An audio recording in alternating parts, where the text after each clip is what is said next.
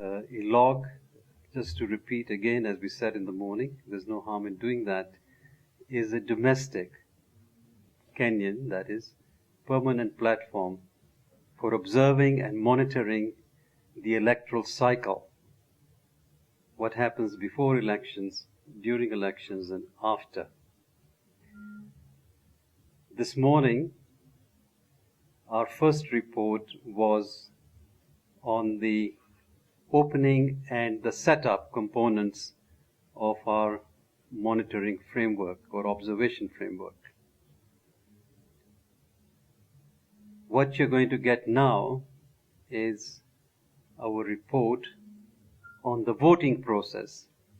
That is what happened actually throughout the country based on observations on a sampling framework.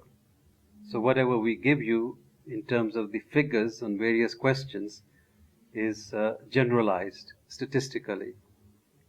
This is how Elog reports are different from other reports that you have seen today, which are very largely generalized, but without any breakdown in terms of numbers. They're qualitative or descriptive, but not quantitative. For instance, majority of the polling stations opened not on time, but we don't know what that majority is. This morning we told you that was something like 58%. So this is why these reports are different. They are based on a sampling framework. They are quantitative.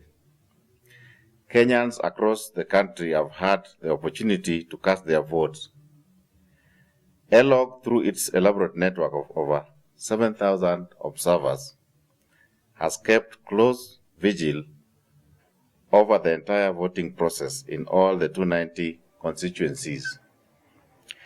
This statement is based on observation and incident reports filed as of 8:30 p.m. by Elog observers. The following are Elog's findings on the voting process. As at 4 p.m., 68.5% of all registered voters had voted for the presidential election. Although we noted in our earlier statement that in about 8% of the streams observed, electronic poll books were either missing or malfunctioning as at 11:30 a.m. By 8:30 p.m., 55.1% of the polling streams observed that electronic poll books failed to function properly. In 84.8% of the polling streams nationwide, people whose details were not on the voters' register were not permitted to vote as prescribed in law. However, in 15.2% of the polling streams, some people were permitted to vote, even though their details did not match the register. Voters' fingers were marked with ink in almost all of the polling streams, that is in 99.9% of the cases. In 54% of the polling streams, many, i.e. 25 and more people, were assisted to vote. Out of these, in 9.3% of the polling streams, assisted voters were not allowed to have a person of their choice assisting them. In 99.4% of polling streams throughout the country, voters' names were marked or crossed out once their details were confirmed in the voters' register. In 99.5% of the polling streams, ballot papers were stamped with the IEBC official stamp before being used. In 46.4% of the polling streams, we noted some people were not permitted to vote.